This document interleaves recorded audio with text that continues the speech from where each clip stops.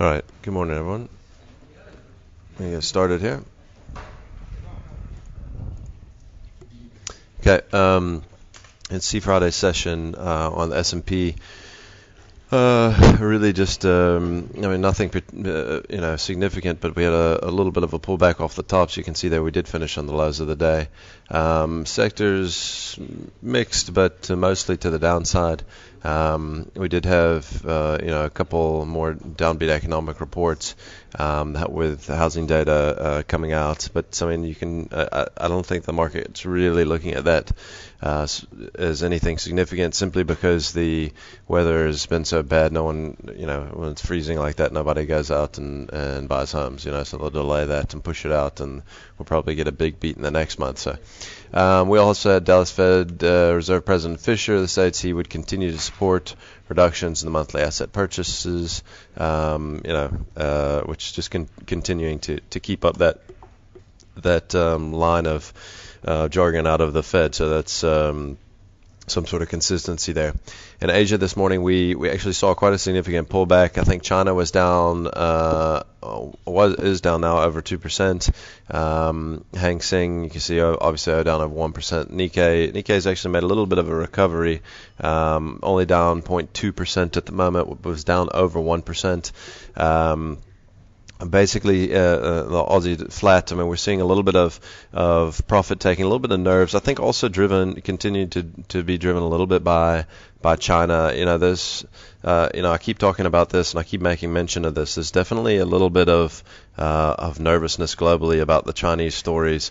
They're not giving quite enough leadership or guidance, I would say, out of China recently, and because of it, the market's kind of starting to punish it. You can see copper coming under pressure. We've obviously had iron ore that's been under pressure recently. The Chinese market comes under pressure a little bit today, so we'll continue to watch that space. Like I said, I think it could be the biggest story of the year that's waiting to take shape. So just watch for signs of signs of danger there. We'll also continue to watch the Japanese yen, which this morning obviously strengthened a little bit up to 102.30. Just be careful on that one. We haven't been trading it as highly correlated. It's kind of been stuck in a small range here, but I think if it was to rally above 102 number, we could see a bit of a sell-off. All right, this morning we had Nedbank that was out with full year 2013 numbers. You can see their headline earnings per share. A nice beat. Sorry, I actually think that, is that right? Okay, yeah, I think that's right. I'm not 100% sure if that the revenue number is right there, but you can see their nice beat on both numbers. It looks like the dividend per share came in line. I think for a full year they're going to pay $8.95. Either way you look at it, it's definitely a beat out of Nedbank, and probably a more significant beat than any of the other banks I think have had. So, I was going to show that chart anyway this morning before the earnings came out.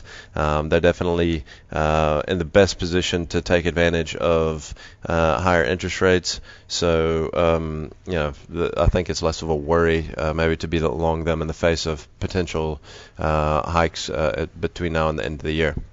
All right, later today we've got German IFO business climate, current assessment, and expectation numbers out of Germany. We've got CPI numbers out of Europe, and we've got the Chicago Fed activity index and Dallas Fed manufacturing activity numbers in the States later today. So a little bit of a light day today in terms of data. I would pay attention for the IFO numbers out of Germany. They've been, rather market moving as of late. So, all right, let's jump into the maps.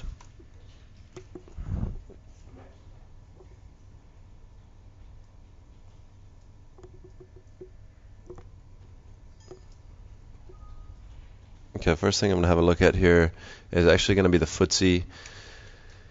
Look at the FTSE on a 1 year. In fact, we'll back it up a little bit here, just to have more of a, there we go. We'll zoom in just a touch so we can actually see. There we go. All right. You can see here on the FTSE, let's run this from the closes. It doesn't really matter if you run it from the closes or for the wicks. Either way you look at it, we're right at resistance. I just wanted to show you guys more of the big picture there. That's why I wanted to back out of it.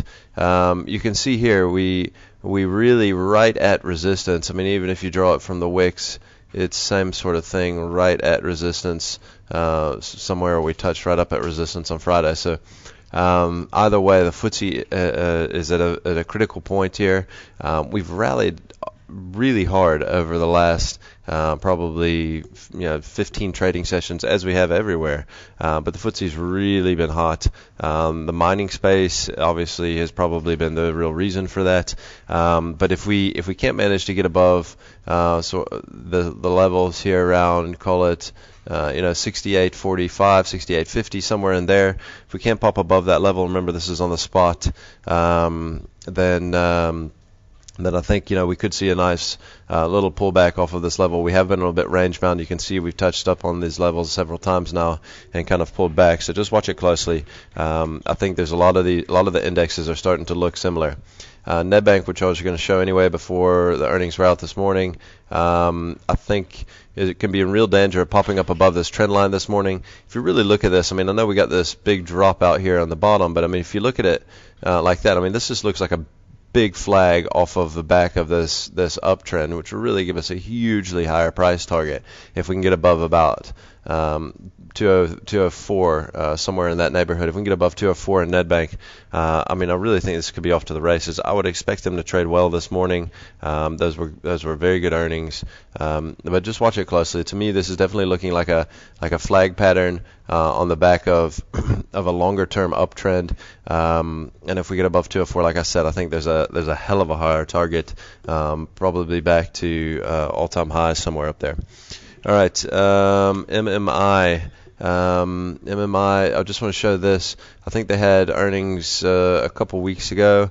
You could see here, let's just take this into a year.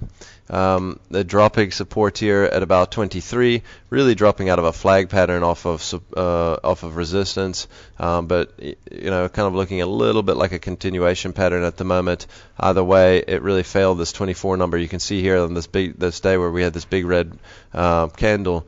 We opened up nicely above the 24 level and just couldn't hold it. So we didn't put one close in above the significant 24 level. And the fact that we're failing 23, I think is significant. I know that RMI, I believe, had numbers this morning. I'm not sure if they were better than they expected or not. But same sort of thing. We got a resistance level here at 26. The chart looks very similar. A similar type businesses. So let's have if we start to drop out the bottom here, this chart could start to look very much the same as the MMI. So just keep an eye out on that. All right, let's look at Life Healthcare. Life Healthcare came out on Friday, issued a special 1 Rand divvy, I believe, once off special. Up here around 38.60, there's definitely 38.70 somewhere in there. There's definitely some sort of resistance. We kind of been maybe flagging up into that level. Obviously, the Friday's announcement would be bullish. If we can get above 38.60, maybe on a closing basis, this thing could very easily take it back up closer to the all-time highs. So just watch closely. We've also been hovering right around the 200-day. So I think it's it could be a nice little catalyst to get that thing up to at least test the 38.60, 38.70 level and possibly even higher. All right, Aspen. Aspen also came out with numbers on Friday. I think we closed up a touch in the auction to get us right underneath that 260 level. We know how important the 260 is. You can see that there. If we do get above 260 this morning, expect this thing to trade back to all-time highs and to do it rather quickly. That's up around 280. The height of this channel as well, the height of the pullback below 260 would give us a target to about 280 anyway. So 280 would be nicely in our sights, I think, on Aspen if we can get it above 260.